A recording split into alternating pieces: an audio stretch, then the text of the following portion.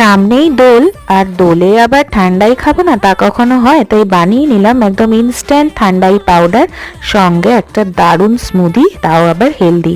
যার জন্য এখানে আমি মৌরি, গোটা গোলমরিচ, এলাচ, কেশর, একটু জায়ফলের গুঁড়ো আর পেস্তা, কাজু, কিশমিশ, পোস্ত, চারমগজ সব নিয়ে একটু শুকনো খোলায় একদম লো ফ্লেমে একটু ড্রাই রোস্ট করে নিচ্ছি।